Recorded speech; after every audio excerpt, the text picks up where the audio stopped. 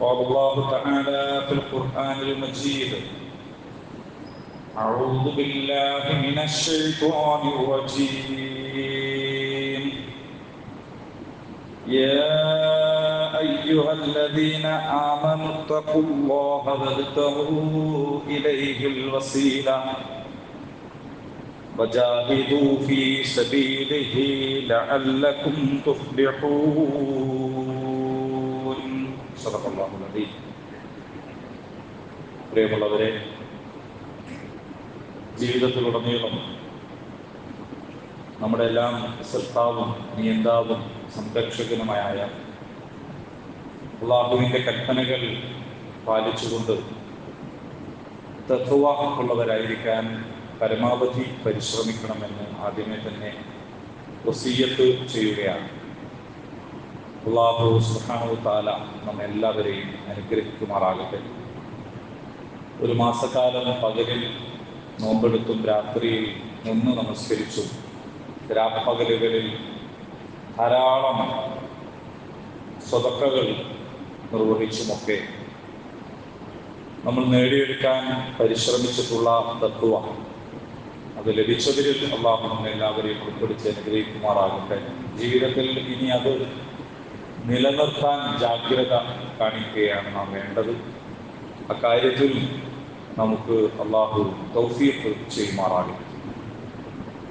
നമ്മളിപ്പോൾ നീങ്ങിക്കൊണ്ടിരിക്കുന്നത് ചരിത്രപരമായ ഏറ്റവും നിർണായകമായ ഒരു ഘട്ടത്തിലാണ് എന്ന് വേണമെങ്കിൽ നമുക്ക് പറയാം.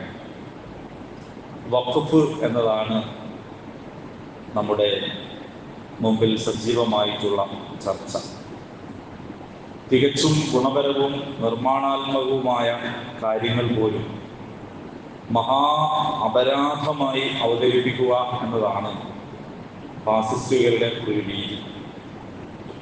ജിഹാദ്, ഹലാല് തുടങ്ങിയിട്ടുള്ള കാര്യങ്ങളൊക്കെ ഇതിനകം അതിൻ്റെ പ്രചാരണങ്ങൾ ഏതു വഴിയാണ് മുന്നോട്ട് പോയത് എന്ന് നമുക്ക് കാണാൻ കഴിയും. വഖഫ് എന്നത് ഈ രാജ്യത്ത് അപകടകരമായ എന്തൊക്കെയോ ആണെന്ന തോന്നലുണ്ടാക്കാൻ മുസ്ലിം ഭീതി പരത്തി വെറുപ്പുൽപ്പാദിപ്പിച്ച് മുസ്ലിം സമൂഹത്തെ ഒറ്റപ്പെടുത്തുക എന്നതുമാണ് അവരുടെ ഉദ്ദേശം.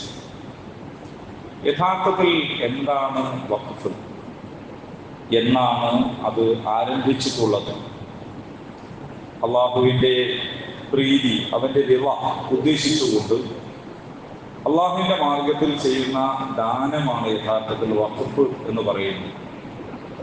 സാധാരണ ദാനവും വഖഫും തമ്മിലുള്ള വ്യത്യാസം, ദാനം എന്ന് പറയുന്നത് അത് ലഭിക്കുന്ന ആളുകൾക്ക് അവരുടെ കൈവശത്തിൽ എത്തിപ്പെട്ടാൽ പിന്നെ അത് ക്രയവിക്രയം ചെയ്യാൻ ഉള്ള അവകാശമുണ്ട് എന്നതാണ്.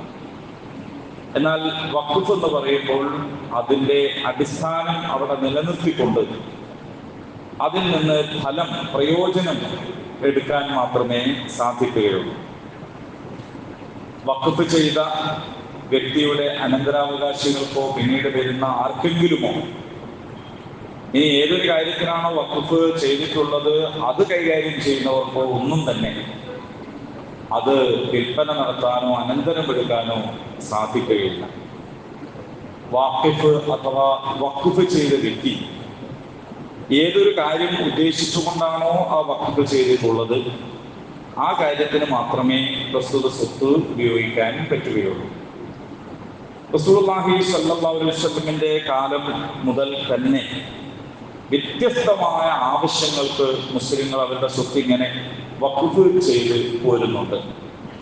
പള്ളികൾ, മതപാഠശാലകൾ മാത്രമല്ല, ആശുപത്രികളും വിശ്രമ മന്ദിരങ്ങളും അതുപോലെ തന്നെ കുടിവെള്ള പദ്ധതികളും കന്നുകാലികൾക്ക് ഉള്ള ഭക്ഷണവും കുടിവെള്ളവും അതുപോലുള്ള കാര്യങ്ങൾക്ക് പോലും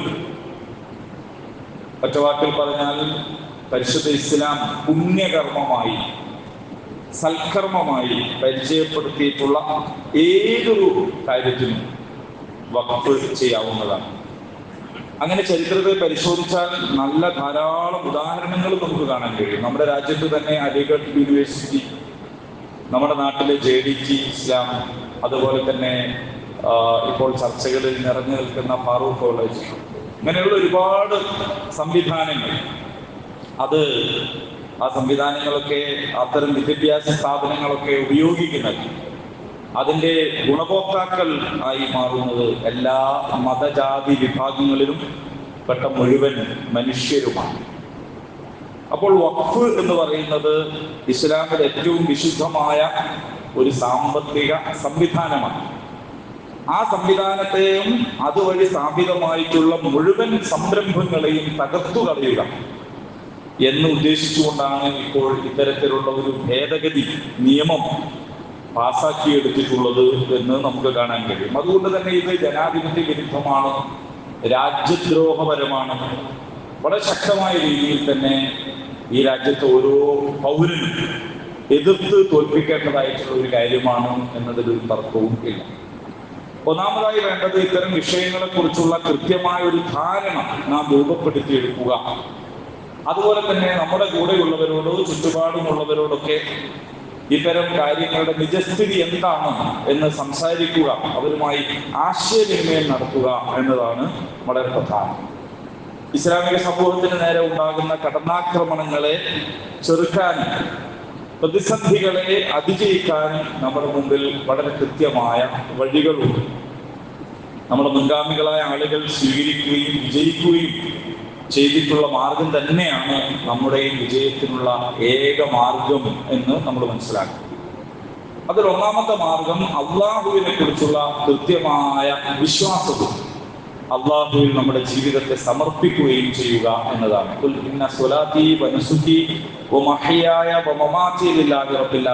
പറയുക, എൻ്റെ നമസ്കാരവും എൻ്റെ എല്ലാ ആരാധനാ കർമ്മങ്ങളും എൻ്റെ ജീവിതവും എൻ്റെ മരണവും എല്ലാം ലോകരക്ഷിതാവായ ഒരു സമുദായത്തിൻ്റെ, മതത്തിൻ്റെ, ഒരു നാടിൻ്റെ ഒന്നുമല്ല, ലോകത്തിൻ്റെ രക്ഷിതാവായിട്ടുള്ള, പ്രപഞ്ചനാഥനായിട്ടുള്ള സാക്ഷാൽ പടച്ച തമ്പുരാനാണ് എൻ്റെ ജീവിതം മുഴുവനും എന്ന് പ്രഖ്യാപിക്കാൻ നമുക്ക് കഴിയും. അതുപോലെ ഒരു കേവല സമുദായം എന്നുള്ളിടത്തു നിന്ന് നമുക്കൊരു ആദർശ സമൂഹമായി മാറാൻ സാധിക്കണം. ലാ ഇലാഹ ഇല്ലല്ലാഹ് മുഹമ്മദ് റസൂലുള്ളാഹ് എന്ന ആദർശവാക്യത്തിന്റെ പേരിൽ നമുക്ക് യോജിക്കാൻ കഴിയണം. അതേപോലെ മൂന്നാമത്തെ കാര്യം മുസ്ലിം ഉമ്മത്തിന്റെ പരസ്പരമുള്ള ഐക്യമാണ്. വഅ്തസിമൂ ബിഹബ്ലില്ലാഹി ജമീഅൻ വലാ തഫറഖൂ. നിങ്ങളെല്ലാവരും അള്ളാഹുവിന്റെ പാശത്തെ ഒന്നിച്ചു മുറുകെ പിടിക്കണം, ഭിന്നിക്കാൻ പാടില്ല. നാലാമത്തെ കാര്യം അറിവിന്റെയും ബോധവൽക്കരണത്തിന്റെയും ഒരു ശക്തി നമ്മൾ ഉൾക്കൊള്ളുക. ഓരോ കാര്യത്തിലും നമുക്ക് കൃത്യമായ അറിവ് ഉണ്ടാവുക. അറിവിന്റെ വഴി സ്വർഗത്തിലേക്കുള്ള വഴിയാണ്. അഞ്ചാമത്തെ കാര്യം നീതിക്ക് വേണ്ടി നമ്മൾ നിലകൊള്ളുക എന്നതാണ്. അതുപോലെ പരസ്പരം സഹകരിക്കുകയും ഇടപെടുകയും ചെയ്യുക എന്നതാണ്. അല്ലാഹു പരിശുദ്ധ ഖുർആനിൽ പറയുന്നുണ്ട്, നീതിക്ക് വേണ്ടി, നന്മയ്ക്ക് വേണ്ടി നിലകൊള്ളാൻ അള്ളാഹു നിങ്ങളോട് കൽപ്പിക്കുന്നു എന്ന് പറയുന്നു. അപ്പോൾ ഒന്ന്, നമ്മൾ അള്ളാഹുവിൽ കൃത്യമായ വിചാരമുള്ളവരായി മാറുക. രണ്ടാമത്തത്, നമ്മൾ നമ്മുടെ ആദർശം എന്തെന്ന് തിരിച്ചറിഞ്ഞ് അതിൽ നിലകൊള്ളുക. മൂന്നാമത്തത്, ഒരു ഉമ്മത്ത് എന്നുള്ള നിലയിൽ നമുക്കിടയിലുള്ള ഐക്യം നിലനിർത്തുക. നാലാമത്തത്, അറിവ് എന്നത് വളരെ കൃത്യമായ രീതിയിൽ, പ്രയോജനകരമായ രീതിയിൽ നമ്മൾ ഉപയോഗപ്പെടുത്തുക. അഞ്ചാമത്തത്, സത്യസന്ധതയും നീതിയും കാത്തു സൂക്ഷിക്കുക, അതിനുവേണ്ടി പണിയെടുക്കുക. യാ അയ്യുഹല്ലദീന ആമനൂ, അല്ലയോ മുഅ്മിനീങ്ങളെ, ഇത്തഖുല്ലാഹ്, നിങ്ങൾ അള്ളാഹുവിനോട് തഖ്വയുള്ളവരാവുക. അള്ളാഹുവിന്റെ സാമീപ്യം നേടിയെടുക്കാൻ എന്താണോ വേണ്ടത് ആ വഴിയിലേക്ക് നിങ്ങൾ പ്രവേശിക്കുക. അള്ളാഹുവിന്റെ മാർഗത്തിൽ നിങ്ങൾ കഠിന പ്രയത്നം ചെയ്യുക, നിങ്ങൾ നന്നായി അധ്വാനിക്കുക. ലഅല്ലക്കും തുഫ്ലിഹൂൻ. ഇങ്ങനെയുള്ള കാര്യങ്ങളിൽ നിങ്ങൾ ഏർപ്പെട്ടാൽ തീർച്ചയായും നിങ്ങൾ വിജയികളായേക്കും എന്ന് അല്ലാഹു സുബ്ഹാനഹു വ തആല വളരെ സ്നേഹപൂർവ്വം, കാരുണ്യപൂർവ്വം നമ്മുടെ നല്ല നാളേക്കും പരലോക വിജയത്തിനും വേണ്ടി നമ്മെ ഉണർത്തുകയാണ്. ആ വഴിയിൽ നമ്മൾ പ്രവേശിച്ചു കഴിഞ്ഞാൽ, ആ വഴിയിൽ പ്രവേശിച്ച മുൻഗാമികൾ വിജയിച്ചതുപോലെ നമുക്ക് നമ്മുടെ കാലഘട്ടത്തിലും വിജയം വരിക്കാൻ തീർച്ചയായും സാധ്യമാകും.